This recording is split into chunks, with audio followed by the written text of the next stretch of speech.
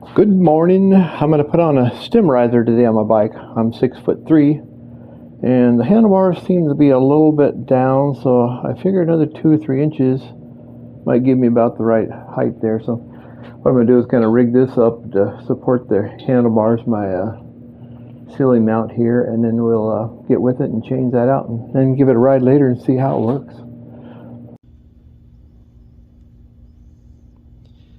Okay, basically this is the stem riser I'm using. It came off of Amazon there, and they're under $10. There's multiple colors, and I wasn't too choosy on the colors, but the gold one was a little cheaper, so I got that one. So they have gold, red, blue, different colors of chrome, whatever. And then the only tool we're going to need is this 7mm Allen wrench. So, and then what I'm going to use is some anti-seize. This is anti-seize.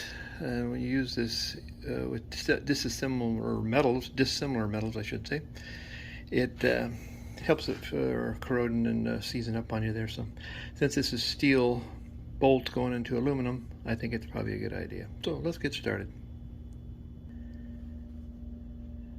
Now there's a plug, a rubber plug in the top of that you have to take out to access the screw for the handlebar, extension there. So you're going to take that off, and then we'll loosen that up. But first thing, I'm going to support the handlebars with something from the ceiling here.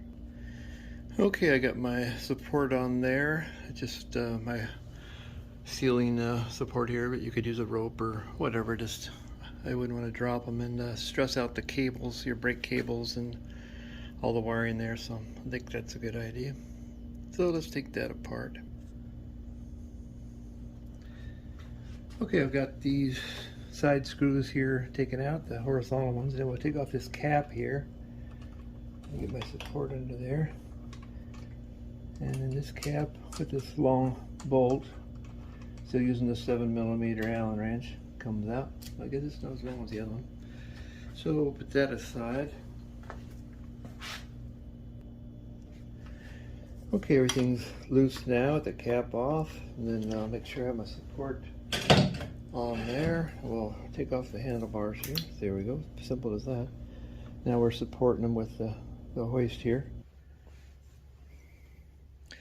Okay, what I'd suggest is to put this in here first, since you don't want to stretch your cables too much, and then you can work this over the original stem there.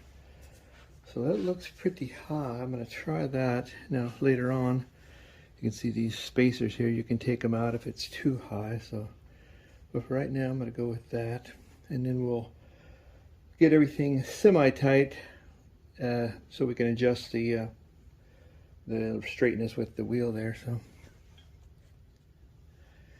okay, so we'll take this, and this will be lined up with the bar in the back, and these Allens here will tighten up snugly, but not real tight, because they'll probably have to be adjusted later. So, and then once we have everything, we'll get it all snugged up. Now, okay, so now we got that on, and we'll straighten up the wheel where it looks pretty straight with the frame and the handlebars, and then we'll tighten down this longer bolt. Now this is quite longer to reach the original threads there, so see if we can find those threads in there.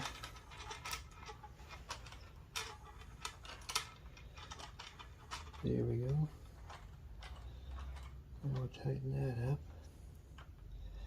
Make sure it's centered in there.